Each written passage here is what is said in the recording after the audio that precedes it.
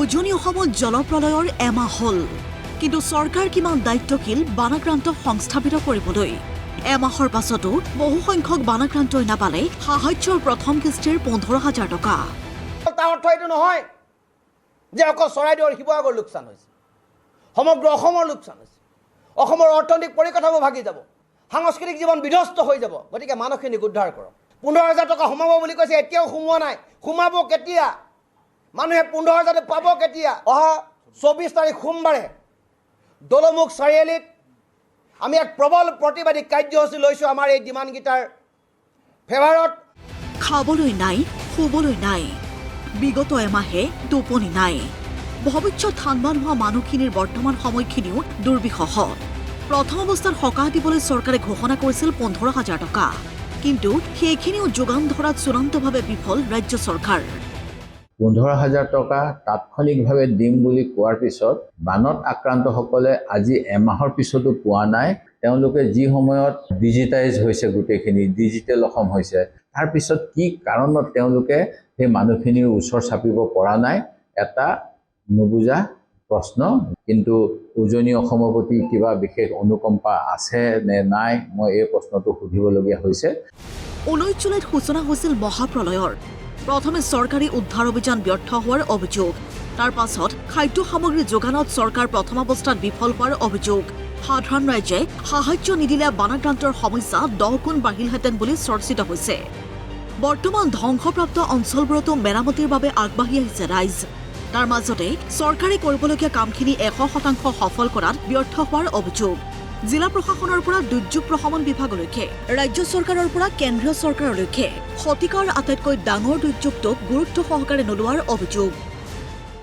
আমাৰ ইমান ছেটেলাইট ইমেজেৰী, আমাৰ দুৰ্যোগ ব্যৱস্থাপনাৰ এটা ডিষ্ট্ৰিক্ট ডিপাৰ্টমেণ্ট থকাৰ পিছত কেনেকৈ মুখ্যমন্ত্ৰী ডাঙৰীয়াক প্ৰশাসনে বিপথে পৰিচালিত কৰিলে, আমাৰ এই সমস্যাটোৰ প্ৰতি গুৰুত্বই নিদিলে। যে যদিহে সাধাৰণ জনতাই বিস্কুট, চাহ মানে পানী যোগান নধৰিলে হয়, বহুত মানুহৰ খাবলৈ নাপাই মৃত্যু হ'ল হয়। উদ্ধাৰৰ কথা বাদ দিয়ক, যেনিয়ে গৈছোঁ হাত নাৱেদি মানুহক উদ্ধাৰ কৰাৰ কথা বহুতেই আমাক অৱগত কৰিছে। যদি আগৰ অৱস্থালৈ ঘূৰাই আনিব লাগে, তেতিয়াহ'লে আপোনালোকে 10,000 কোটি টকাৰ পেকেজ অনতি বিলম্বে আপোনালোকে ঘোষণা কৰক। কিন্তু আমাৰ দাবী হৈ থাকিল। আমি মানসিক অন্তৰন্দত ভুগিছোঁ যে মানুহখিনি কেনেকৈ জীয়াই থাকিব। ভঁৰালটো উৰি গ'ল, ঘৰখন ভাগি গ'ল, গাড়ী ঘোঁৰা শেষ হৈ গ'ল, মানুহ কেনেকৈ জিৰৰ পৰা আৰম্ভ কৰিব? যে 10,000 কোটি টকা পেকেজ আপোনালোকে ঘোষণা কৰিব লাগিব। এফালে আটাচু, আনফালে কংগ্ৰেছ নেতা দেৱব্ৰত শইকীয়া। অসমৰ বাবে কেন্দ্ৰীয় চৰকাৰে বিশেষ সাহায্য পুঁজি প্ৰদান নকৰাক লৈ উজাৰিলে ক্ষোভ। কেন্দ্ৰীয় ডনাৰ মন্ত্ৰালয়ৰ ভূমিকাটো অসন্তুষ্টি প্ৰকাশ।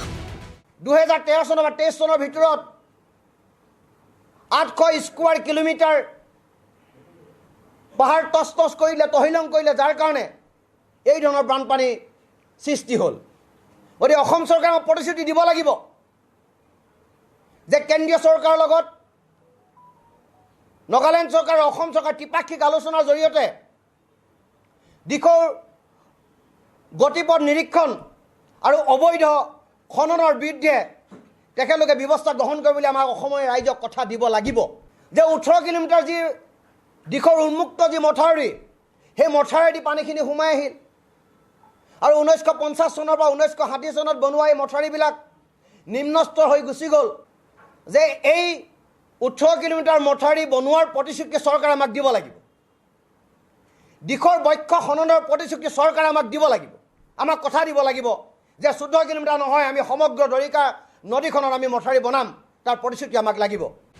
এটা দশক পিছুৱাই গ'ল শিৱসাগৰ, চৰাইদেউ জিলা। কেতিয়া ঘূৰি আহিব স্বাভাৱিক পৰিস্থিতি? পুনৰ জিলা দুখনক ঠন ধৰি উঠিবলৈ চৰকাৰে কেতিয়া ল'ব সঠিক পদক্ষেপ?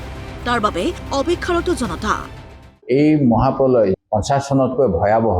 কেন্দ্ৰীয় গৃহমন্ত্ৰী, দেশৰ প্ৰধানমন্ত্ৰী বা কোনোৱে আমাৰ ওচৰলৈ নাহিলে, উজনি অসমৰ বানৰ বাবে স্পেচিয়েল কোনো পেকেজ ঘোষণা নকৰিলে। যদিও JP নাড্ডা ডাঙৰীয়া তেখেতক প্ৰধানমন্ত্ৰীৰ দূত হিচাপে অসমলৈ পঠোৱা হৈছে বুলি কৈছিল।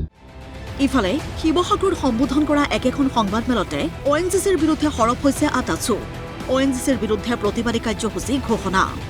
পুনৰ ONGCৰ সেই পূৰ্ব নিৰ্ধাৰিত কাৰ্যসূচীলৈ আমি ঘূৰি আহিব বিচাৰিছোঁ।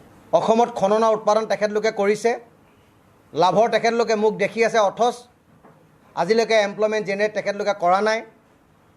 12টা বছৰ এজনো এমপ্লয়ীক তেখেতলোকে নতুনকৈ ৰিক্ৰুইটমেণ্ট কৰা নাই। বহুত কোৱালিফিকেশ্যন থকাৰ পাছতো অসমৰ পৰা বাহিৰলৈকে চিকিউৰিটি গাৰ্ড কৰিবলগীয়া পৰিৱেশ সৃষ্টি হৈছে। 25 তাৰিখ মঙলবাৰৰ পৰা 72 ঘণ্টা ONGC সৰ্বাত্মক বন্ধৰ কাৰ্যসূচী আমি লৈছোঁ। যে শিৱসাগৰৰ পৰা তেখেতলোকে অফিচ স্থানান্তৰ কৰিব লৈছে তাৰ প্ৰতিবাদত লৈছোঁ। ONGCয়ে আজি 12টা বছৰ এজনো থলুৱা যুৱক যুৱতীক নিযুক্তি প্ৰদান কৰা নাই, তাৰ বিৰুদ্ধে লৈছোঁ। ONGCৰ বিৰুদ্ধে গৰজি উঠিল এইদৰে। আৰু গোটেই ONGCটো বাহিৰৰ লবিৰ দ্বাৰা ইয়াত কণ্ট্ৰল কৰিব বিচৰা হৈছে। কিন্তু ONGCৰ সেই গেলেকীৰ তৈলক্ষেত্ৰখন তেখেতলোকে প্ৰাইভেটক দিবৰ কাৰণে যোজা কৰিছে। ONGCৰ তৈলক্ষেত্ৰখন প্ৰাইভেট ছেক্টৰত দিয়াৰ বিৰুদ্ধাচৰণ কৰি 72 ঘণ্টা বন্ধ আমি ঘোষণা কৰিছোঁ। ব্যুৰো ৰিপৰ্ট, প্ৰতিদিন টাইম।